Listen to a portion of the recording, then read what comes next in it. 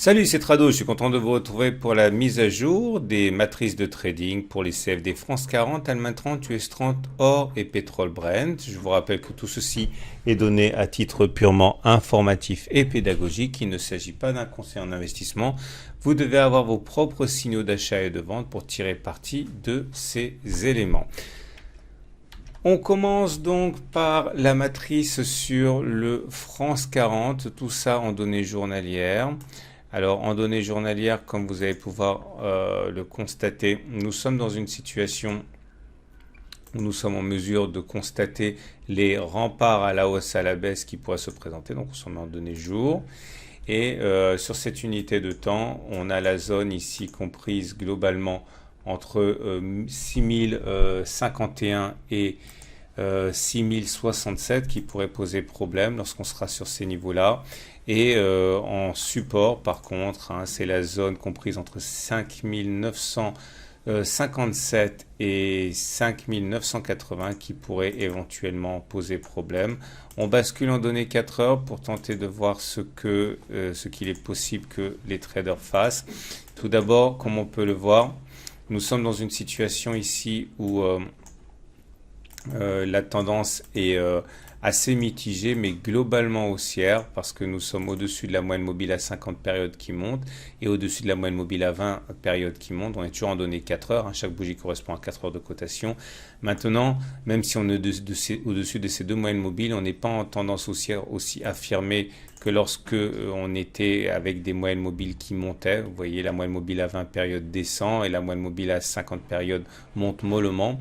Les traders qui ont un biais haussier attendront que l'on clôture au-dessus de l'obstacle qu'on a mentionné précédemment entre 6067 et 6048, c'est-à-dire une fois l'obstacle passé, pourquoi pas ne pas envisager que les traders haussiers aient le scénario suivant en place, c'est-à-dire une cassure et un retour éventuellement dans un throwback pour viser une reprise de la hausse. C'est ce qui semble le plus évident pour ceux qui ont un biais haussier. Maintenant, ceux qui ont un biais baissier attendront sans doute que l'on revienne sur cette zone, c'est la zone toujours la même des 6050, 6068 pour saisir un signal baissier.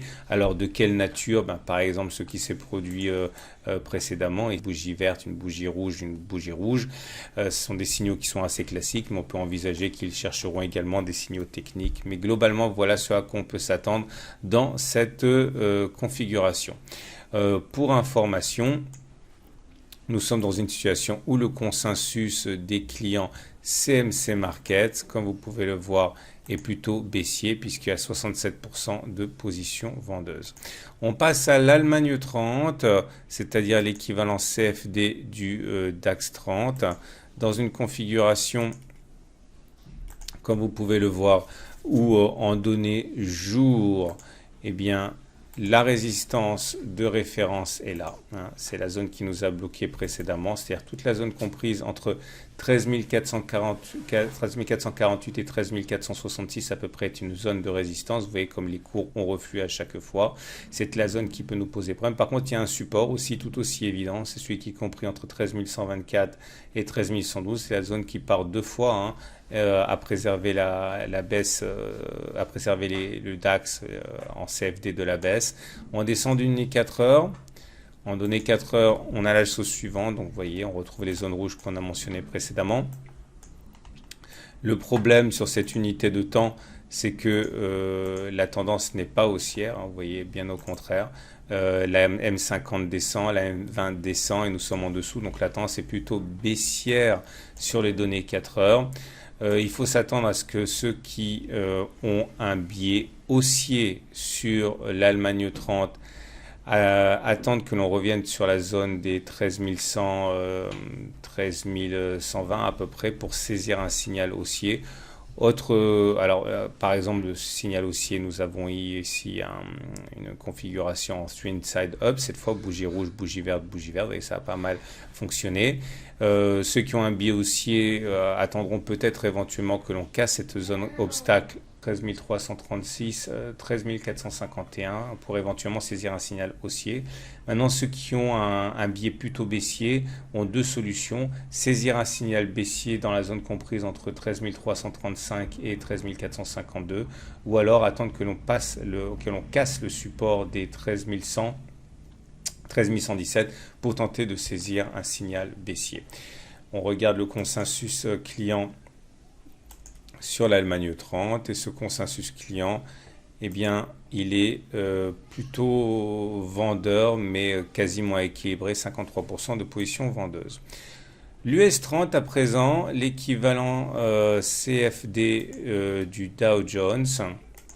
Et sur ce graphe en données journalières, pour commencer, on voit que on voit l'absence de résistance. Donc on a les coups des franges pour monter.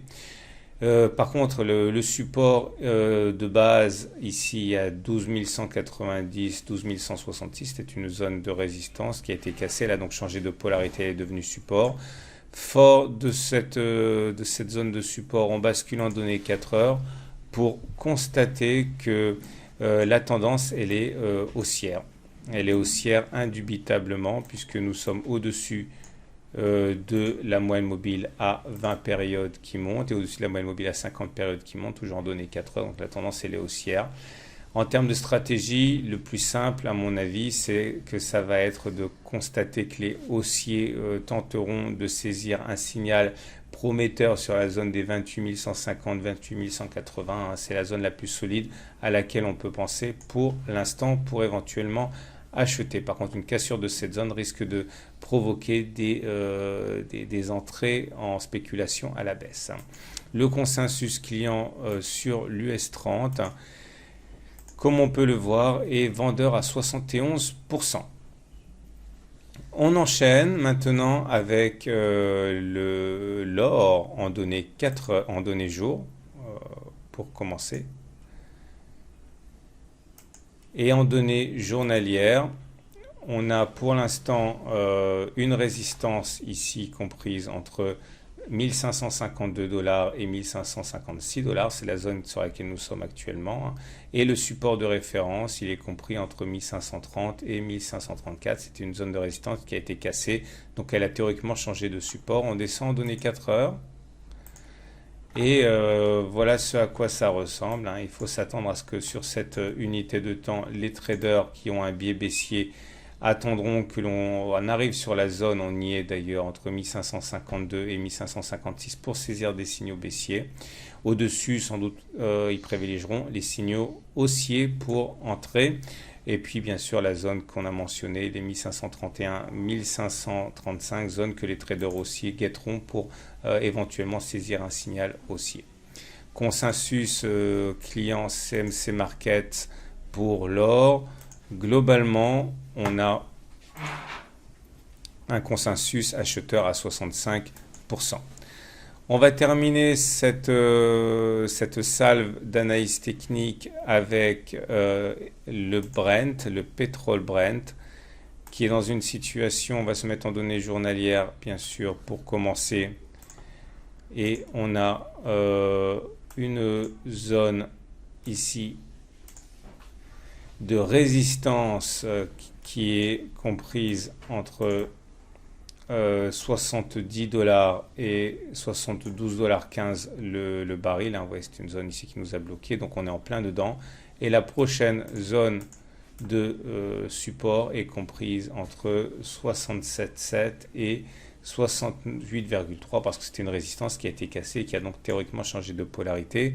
En données 4 heures, cela signifie que les traders qui ont un biais haussier attendront soit que l'on revienne sur la zone des 68,15, 68,8 pour chercher un signal haussier qui se manifesterait, soit les traders haussiers attendront que l'on casse cet obstacle ici, compris entre 70 et 72,2 pour éventuellement saisir des signaux haussiers qui se présenteraient.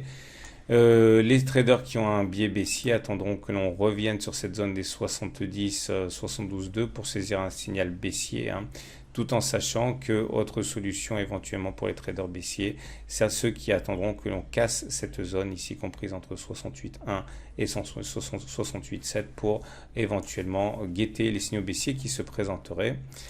On finit avec le consensus, bien sûr, et le haussier à 67%. Voilà ce qu'on pouvait dire pour ces 5 marchés. C'est une excellente semaine et je vous dis à la semaine prochaine pour la mise à jour.